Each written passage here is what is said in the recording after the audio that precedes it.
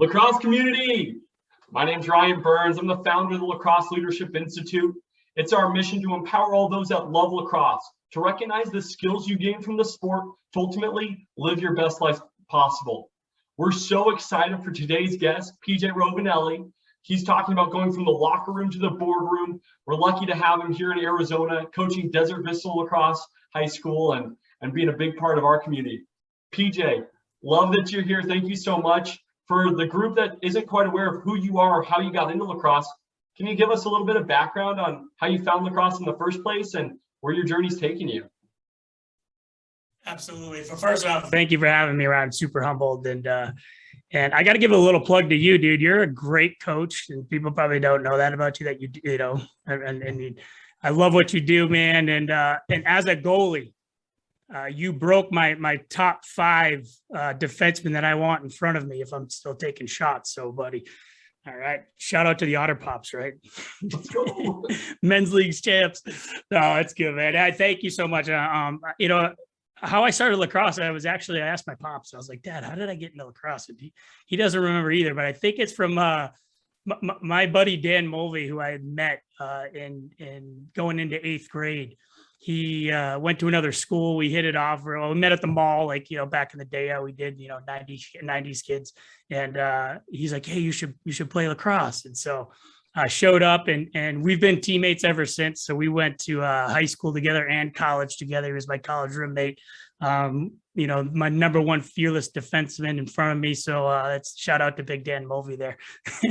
That's how I got started. And then right out of college, I was working in corporate recruitment, and a few months into it, I realized, hey, I want to actually coach for a living. And I quit my job. I threw away the snow scraper, moved to Arizona, took a job with the University of Arizona under High Point's Ken Brochart, who's an incredible mentor to me.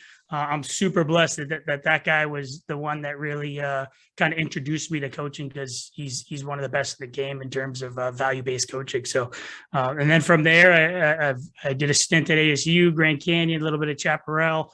I've been coaching in Arizona ever since, and then moved into corporate coaching. You know, it's kind of the joke shifting from locker rooms to boardrooms, looking on how I could develop teams and corporate cultures and obviously leadership abilities too. So now I'm the director of talent development at Ewing Irrigation. We're the largest family-owned distributor in the green industry, and I'm having fun every day.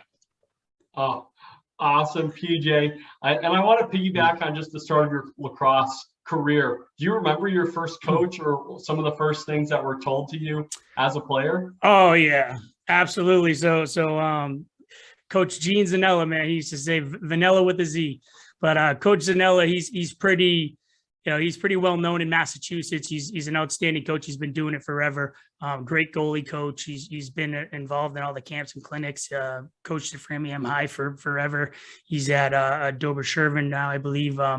But he was our gym teacher as well. And Coach Zanella was a guy who not only did he do it on the field, he did it in the hallways. He was all about, you know, making people feel better, developing people. I remember Coach Zanella, he'd stand in the middle of the hallway, and he kind of had this little shake back and forth, and you'd hear him, you know, you'd be coming down the hallway and you'd hear him go, hey, high five, hey, how you doing? Hey, smile, hey, best of luck. And he was just that energy guy. And he had a knack for kind of noticing maybe there was something going on with a kid, or he was the guy to get that touch in there to build confidence. And so he was an absolute mentor, you know, I could almost call him like an uncle. And so I was very blessed at Framingham that he was that coach that left that impression on me, and on, you know, how the importance of creating human connection with people. Oh, I love the idea of the human connection, and there's so much more to lacrosse than just the sport itself, and it seeps into all aspects of life. But I do want to ask you a lacrosse specific question. Do you have a pinnacle lacrosse moment, or are there a couple moments that really stick out in terms of your career or coaching career?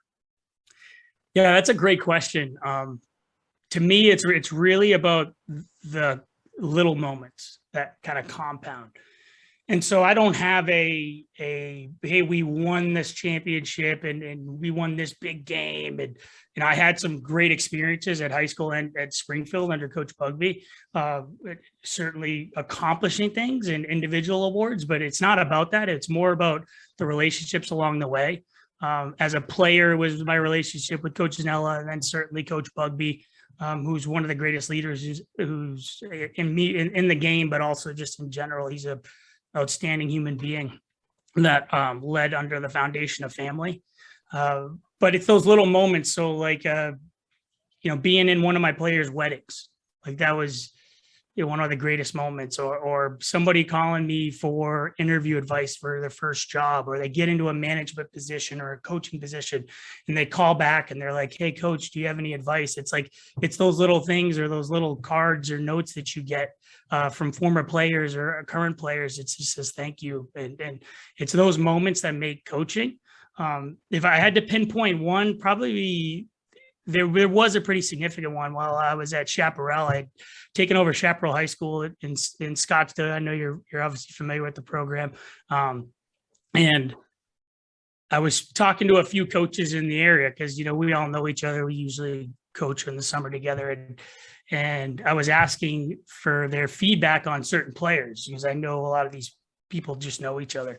And there was this one particular player that everybody kind of had the same response. It was like, oh, I wouldn't put too much time in it. He has some talent, kind of question this person's maybe grit. But I remember them from a few years earlier and being like, oh, this kid's got tons of potential. And so I hold a open, kind of like an opening party where all the parents come and all the players come, just meet and greet, talk about what we want to get accomplished, set expectations, just really build relationships and rapport. And this individual comes in and this player, they have their hands in their pockets, their heads down, barely can look me in the eyes. And I said, hey man, I haven't seen you in a while. How's it going? And he goes on to tell me, I don't know if I'm going to play. I'm working. I just said to him, I go, hey dude, you have 40 years to work. Like you got 4 years to play lacrosse. So why don't you come on out, give it a shot. And this individual really, they just needed confidence. They needed somebody that just instilled that confidence because the technical skills were there. But it was my impression that they might've been beat up a little bit from player coach relationship. This individual ended up going on to be one of our club captains. I believe he set a Arizona state record at the time for most points. I think he had like 69 points, was the state champion MVP with like 8 points in that game. And the pinnacle moment was when we handed him the MVP trophy. I just said, hey man, you did it. And his response was, we did it. And so like, it gets me, man. You're going to get me, dude. I told you you're going to get me. And it just one of those things. It makes you think that you did it right. And when you instill those beliefs and that happens, I couldn't trade that in for any personal or team award ever. So that experience meant a lot, but it's those little moments like that, that compound over your career. Oh, well, that gets me in the feels as well. Just that idea of everyone together. And I'm assuming that's what the family first, you mentioned family first in terms of one of your other coaches. You also talked about leadership-based coaching and leadership development. Can you elaborate on both of those? Because I think those core values are so key in what success ultimately creates. Yeah, absolutely. So it's interesting because we get it in the sports world, the kind of the family value. In the business world, sometimes it's less accepted, but I think it's important because at the end of the day, we're pack animals. We're a species that looks for tribes, and so when you could create a sense of family, and it's important you define what those family values are. But what it means is like you're connected to something greater than yourself. And that's a key component of intrinsic motivation as well is purpose, is relatedness, is being a part of something bigger than yourself and being in this social pack. And so I think it's important, like you're trying to instill these family values at the same time because, I make a joke. I say, if as coaches we're sitting at the bar at the end of the week and we're talking about how our JV team won by 6, we're losers. Like, come on, like it's that's not what it's about, right? But if we're making better young men, they become better leaders, better husbands, and better partners, fathers, and we did our job. And the same thing if you coach females as well, right? You're just trying to build better people. And so when you build better people, the natural consequences of that is you build a strong foundation. And I think just people relate and understand and long for some type of family values, because sometimes kids don't get it at home either, right? You will literally spend, as a coach, I learned early in my life, if you just break down the hours, you spend more time with a coach and a teacher than you do your mom and dad. Like, it's just math. And so you play a critical role in setting those family values. So that's how I feel about that foundation. And I think that's huge. And I can imagine how it is motivating, and the idea of creating that strong foundation is so big, because without something stable to stand on, we can't grow taller and taller and taller and accomplish just massive goals. And that's a big thing. People get it from so many areas, but I think sports do a great job at allowing you to have a safe environment to try, fail, try again. And that allows you to build upon yourself. But it takes great leaders and great coaches and support from families and teammates and everyone else. And that's where I want to pivot to you, PJ, and ask about leadership, and specifically what leadership means to you. Oh man, I love that question. And I get that question every time we facilitate, leadership workshops or do coaching development in the workforce. And it's interesting because first I think it's really important to understand that there is a huge difference between leadership as a verb and leader as a noun. I don't believe in the noun. And the reason I don't believe in the noun is because you can be put in a leadership role and have no leadership competencies and actually do a really poor job.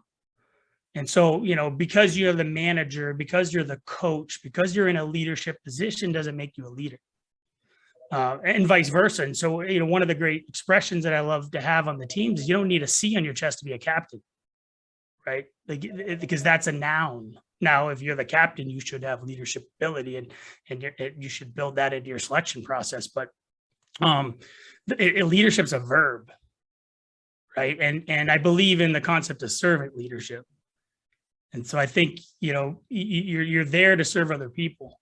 Because if I asked you, Ryan, who was the most influential leader in your life, and it's not Elon Musk or, freaking Gary Vee or any of these guys, it's probably a gym teacher, a father, a coach.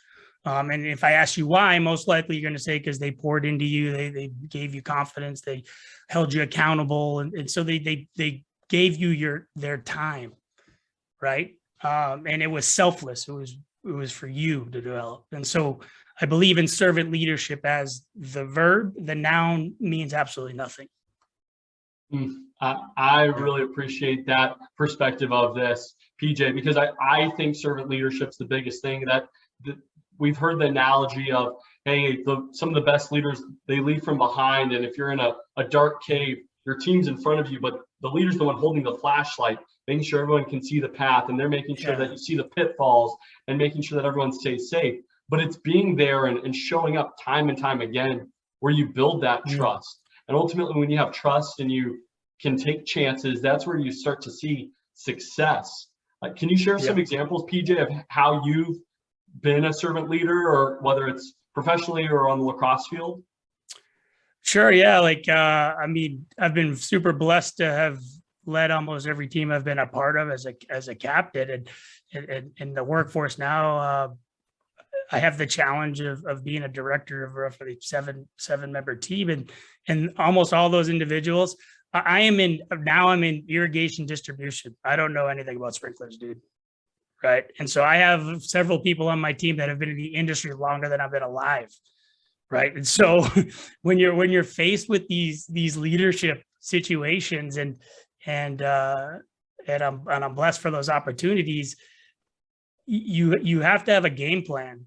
And the first thing is like, you have to know that that you don't have to know all the answers. right? Your job is to extract talent. Your job is to get results with and through people. It's a real big, hard pivot for most people because, usually leaders, people that are in leadership positions, they usually were high performers. So they got the job as the leader, but it doesn't mean that they're going to be successful as the leader, because your job's not to get results, it's get results with and through others. And so I've really poured in the last probably 5-6 years into those concepts. And I developed a little bit of a leadership model myself. There's tons out there, right? I even facilitate Franklin Covey courses, and I've been through all these different types of Jack Welch Leadership Institute. And I'm a sucker for education, and there's a lot of ways to skin the cat, as you can imagine. I know you're a research guy. But what was happening, Ryan, it was like a lot of my former players would call me. They'd get their first coaching job, or they'd get a management or supervisor position, and they'd ask for advice. They're like, "What do I do?" I'm like, "Oh man, that's a great and very complex question." Right? How many directions can you go? And so when I was put into a leadership role at my recent company, I went from owning my own company to now being in a director role, which it's a very different dynamic. And so I kind of looked at the process I take with our coaching staffs on how, like, hey, if we get a new team, every year is a new season, right? It's a new company. What do we do start to finish? And I try to put that into a little bit of a checklist or a game plan or roadmap. And so I have the 4 E's, and the first E is empathy. And so empathy, I think, is really what self-awareness is about, and emotional intelligence. And empathy, the easiest definition is like, we see the world through our lens, right? And so, Ryan, you see the world very differently than I do, right? Different experiences, cultures, belief system, values, expectations, right? Empathy is my ability to take my glasses off and put your glasses on in order for us to work together, right? And be able to have me meet you where you are. And that's hard for coaches, because when you're a coach or you're in a leadership position, most people like to lead the way that they enjoy to be led. And it's a red flag, and it's a trap, right? So I don't mind negative reinforcement. I don't mind a lot of ass chewings, if you will. Okay. I grew up in Boston. I'm okay with that. And so my coaches knew that that's how they got the best out of me. And so early on, I kind of fell into that trap where that's maybe how I coach. Well, a lot of people don't respond to that. You have very different learning skills, needing skills, motivational techniques. And so I have to be able to put your glasses on and work with you to extract your human talent. Right. So empathy is the essence of that. And knowing that it's not about my results, it's about me getting results through you. And so that's the first T. What do you think of that? I cannot agree more. And I love the analogy of taking off my glasses and putting on your glasses, because I think that is an easy way to understand how do we empathize. We all have different perspectives of the world, and we couldn't possibly understand everyone's backstory and all the luggage that they're carrying around in life, because we don't have enough time to share everything. Like, this made me feel this way. This made me feel this way. But we have to be able to try to respect someone else and respect their opinion and their point of view, because you can't tell someone how to feel. You can't put emotions on someone else. That's their right, and they have that agency. So how do you work together? And I think that means you have to ask good questions. You have to let them share, so that you can say, okay, I can see where you're coming from based off of this. We still have a goal in mind. So based off of what you're telling me and this goal in mind, can we work this way? And in my opinion, that's what empathy is really being able to connect with someone. And it's hard. You need to build the rapport and relationships first, because that puts you in the mindset of how you can actually connect with someone. I mean, you said it, and I want to repeat it because your audience needs to understand it. What I've learned to do in the last few years is ask far more questions. Like it's hard as a coach, because we want to just tell, hey, get in line, do this, brother. Like we want to dictate because we think it's, but when you ask better questions, you create that trust and you start to empathize a little better. You get an understanding. That doesn't mean I'm going to do what you told me and what you think, but hey, you know what? I heard you, and now listen, we're going over here doing this. And so, yeah, so E's the first one. You had to asking questions is absolutely the solution to that. The next E is energy. And so a leader has the responsibility for setting the energy. And if you're somebody who likes to read, one of the best leadership books I think that's out there in the market is Multipliers by Liz Wiseman. And so it's about called the multiplier effect. You look like if you read it, you got it in your queue. But What's I've been going on? having this idea of we only have so much time in a day, and to get more stuff done, you got to get a lot of people on board, and it's like a multiplier effect. Is that what this is about? Or Yeah, so it's the multiplier effect, right? And so it's cool. Like it really, the essence is there's two people that walk in the room. I actually might think there's a third, but two people walk into the room. There's the multiplier and the diminisher. And so the multiplier walks in the room, collective energy goes up, IQ goes up, they can attract talent. It's the essence of synergy. 1 + 1 = 3. Right. Then there's that leader that comes in the room or that coach that walks onto the field and everybody goes, oh shit. Right. And you tightened up and it's tense and it's negative energy. And that's a diminishing characteristic. So it sucks out the IQ. It sucks out the energy. You can immediately think of a person for each. If I tell you like the person's face pops in your head. Right now, I do think there's a third. The third is like, I call it kind of like a turtle. A turtle walks in and there's no energy change. Like, oh, it's a turtle, cool, you know. And so maybe she'll add another book and just add the turtle. So, but energy. So you're responsible for dictating the energy. And so if I come in and I've gotten this right and wrong so many times in my career. I think this last year during COVID was the biggest challenge, right? People were going through mental health issues. If I evaluated myself, it was bad, you know, like it's tense. Everybody's tense. We're yelling at each other. And like that energy, we had a responsibility as coaches to set different energy. And we made that adjustment halfway through the season. And I think it changed. We went from like 3-4 to winning a bunch of games and getting to the state semis. And part of that, I think, was our energy. And so leaders, you have to dictate it. It doesn't mean you have to be a super high five extrinsic, energizer, but you're responsible for creating the energy of your team. And you can do that by leveraging other people that are maybe higher energy. But at least there's kind of like you're kind of in a little bit of sales. You might remember Glenn Glary, Glenn Ross. They say ABC, always be closing. I say ABC, always be caring. So I think there's an energy there. If you're always kind of caring, you always care about people. That type of energy is really strong. But you are responsible with it. So if you have negative thoughts or you think the team's doesn't have enough talent or you're pissed off, like you just, the rest of the team's going to feed off of that and your drills are going to suck or, you're not going to execute. And so you have to bring that energy. That's the second E. Yeah, that makes me think of John Gordon's energy bus. You got to make sure everyone's on the bus with the same attitude and energy and going in the right direction. If That's someone right. doesn't want to be on the bus, well, get off. Get off the bus. This bus is going and we can't have anyone slowing us down or taking us back. That's funny. What's the next D?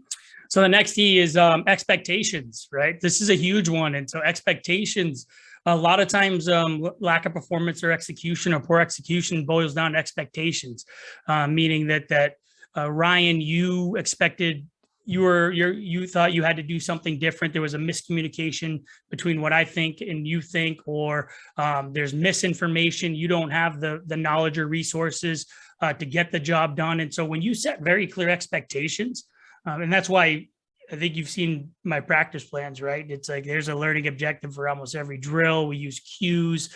So there's a science to that of saying, hey, Ryan, we're going into this drill and here's what we're expecting to accomplish, this one objective. Now we're going to teach maybe 3 or 4 things, but we want to accomplish this. And Ryan, hey, what does that look like? What does success look like in this drill or in this play or in this, motion? And what does it look like if we fail? right? And so now we're getting clear expectations across the whole team of like, we want to do this part of the strategy because we're expecting to have this result and we're expecting to face this. But if you don't talk like that, you don't make it clear, then people kind of end up doing what they think is right, or some people don't do anything at all. This really applies to work too. Most of my team is remote and totally okay. So we set expectations for our big objective, our big company objectives. We know exactly what we want to accomplish, how we want to accomplish. And so they know what they need to do to perform their job well. And I don't have to sit there and micromanage anybody because we set clear expectations. And so when you do that, you're really fast tracking to performance and to success. And now this I don't know if this is the last E or not, but I'm thinking right now about engagement. So what if the team that you have isn't engaged to even listen to those expectations? How do you go about that? Yeah, it's funny you said that because as I was putting that in, engagement used to be in there, but I think engagement is a part of energy and expectations. Because what is engagement, right? Engagement is like all hands on deck. If you will have engagement if the energy is correct, right? We're in a cult. You created a culture of celebrating wins, of teamwork and collaboration and trust. So that energy creates engagement. The second part of engagement is expectations. You know exactly what to do. And then the other component of that is making sure as a leader, a coach, that your players and your team have the resources to do the job. Right. And so when you have those things, engagement's there, because the last E is actually empowerment. And so empowerment is the part of like, my job as a leader is to clear any roadblocks and to, like, let the players play, right? Or let our team members in the corporate world do their jobs, right? We hired them because they had a skill set and we knew and believed that they could do something. I got to let them do it. And so my only job is to give them the resources, whether it's a budgetary thing, a laptop, or whatever the heck it may be. And then for players, making sure you're building those skills and then let them play, right? The lacrosse field, very simple. There's the field. That's where the players are. They execute. Coaches are on the sideline. We substitute and game plan. Parents, you sit in the stands and you do this. Let me say that one more time. It's a very important message. Parents, you sit in the stands and you do this. All right. So it's empowerment, man. So you got to let people do what they want to do. If people don't feel empowered to actually do something or accomplish something, then you lose engagement. You lose them. Nobody wants to be told what to do. Nobody wants to be a gopher, right? Go for this, go for that. You want to create that relationship of like, hey, Ryan, here's your role on this team. Right. It's a very important role. Here's the impact of if you do your role well. Here's the impact if you don't do your role well. Here's everything you need. And, and in the meantime, let's upskill you in these areas. You have a mission now. Like you're going after it. Right. But if I don't empower you to do things, to make mistakes, that's another one, right? Empower people to make mistakes, appropriate mistakes, I like to say. Then they're not going to like take risks. You're not going to be able to stretch them to maximize their potential, but you got to let them do things. I think that's so huge. And empathy is such a big part of empowerment as well. You have to, because everyone's different. Everyone's coming from a different place, and to empower them and allow them to be successful is going to look different person to person, player to player, job to job. So if we're able to understand who they are, what they're trying to do, set the right expectations, keep energy high, engagement is going to happen. And I ultimately what I found on the ASU team when we were playing is the guys who showed up in practice and gave it their all, were engaged 100% of the time. You were exhausted by a quarter through the first practice. Then after a week or two, you could go full speed, half a practice, and then further and further, but you kept getting better and better and better. But you have to be willing to fail fast and fail often and give it your all, because eventually, because of that foundation and what you've been doing, it builds, and all of a sudden you become a top caliber player, and coaches are there and they know what it takes to be successful. That's why we need mentors, we need coaches, we need leaders because they have experience and they know what that success can look like. Because as a new player or even a younger player, you don't know what you don't know. As someone new to the workforce, you don't know that either. So try to surround yourself with those people that have high standards. They have core values that are important to you, like family, integrity, respect. If you can stick with those things, then all of a sudden you start gaining confidence. Because I think you said it earlier on with the story about one of the players at Chaparral. Sometimes we get in our own way and we lose some of that confidence. But if we're able to have that confidence, ultimately the world's ahead of us and we can really accomplish some big things. Oh, absolutely. I totally agree with you. Now, PJ, just as we're wrapping it up, do you have any last thoughts or commentary you want to make about lacrosse or leadership right now? Yeah, as coaches, like one of the biggest changes that I've personally made in my personal and professional career is praising the process. And I think coaches need to do and leaders need to do a better job of that. We're very results driven, right? Wins, losses, sales targets, just there's ways that we measure success that is an outcome. Right. And it's funny, I heard a youth basketball player say that basketball coach say this the other day at our little guy's practice. He said, everybody wants the baby, but nobody wants the labor pains.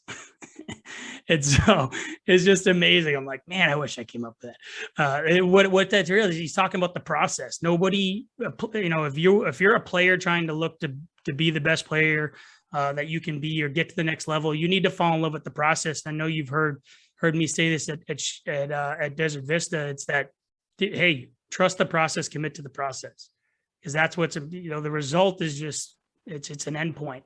And so coaches, we gotta, as leaders, we have to really praise the process. We have to get them to fall in love with that process of working hard, failing, winning, having ups and downs. And when they commit to the process, then that's where growth happens. So it starts with the leader, but then if you're a player out there trying to be the best at whatever you can be, just know that it's all about the process, man. Oh, PJ, I love this conversation. Such great dialogue and thoughts. Thank you so much. I know we're going to continue to have a lot more conversations around this and developing some great leaders moving forward, but really appreciate you, man. Awesome. Thank you, man. Be well. Keep smiling, buddy.